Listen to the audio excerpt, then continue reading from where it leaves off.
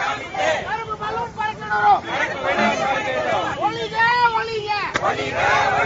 விவசாயிகளை வஞ்சிக்கும் வீரர்கள் முன்னேற்ற கழகத்தின் ஸ்டாலின். ஒழிக விவசாயிகளை அழிக்கும் விவசாயிகளை வஞ்சிக்கும்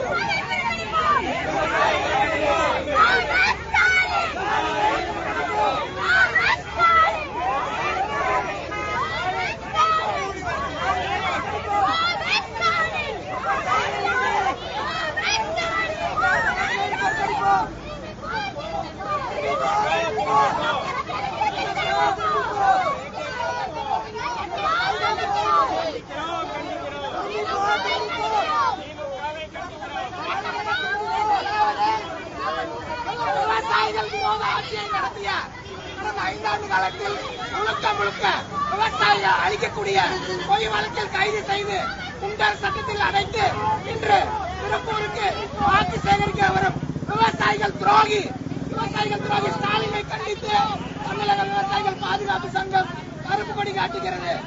இது போன்ற அயோக்கியத்தனமான விவசாயிகளுக்கு எதிரான வேலையை செய்யும் ஆட்சியை நடத்திவிட்டு எந்த மூஞ்சியை வைத்து இன்று திருப்பூர் மாவட்டத்தில் வாக்கு சேகரித்து வருகிறார். ஏற்கனவே 5 வருஷமாக தமிழ்நாட்டை சூறையாடிவிட்டு மீண்டும் சூறையாடுவதற்கு வருவதை ஒருபோதும் அனுமதிக்க முடியாது.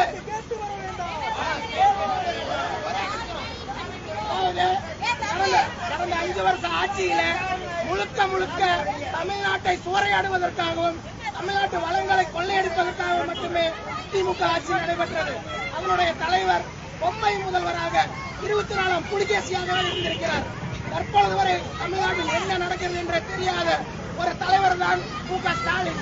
விவசாயிகள் விரோதி தான் மு.க. ஸ்டாலின். அவர் தலைமையில் அமைந்த ஆட்சி 2026 மீண்டும் வந்தால் தமிழ்நாடு மிகப்பெரிய வன்மையாக கண்டித்து இன்று கருப்பு கொடி ஆர்ப்பாட்டத்தில் தமிழக விவசாயிகள் பாதுகாப்பு சங்கம் பங்கு பெற்றிருக்கிறது.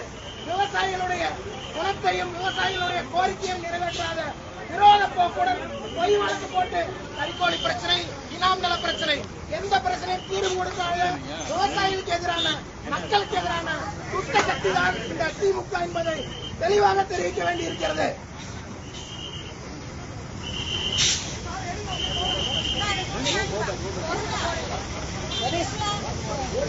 Oh,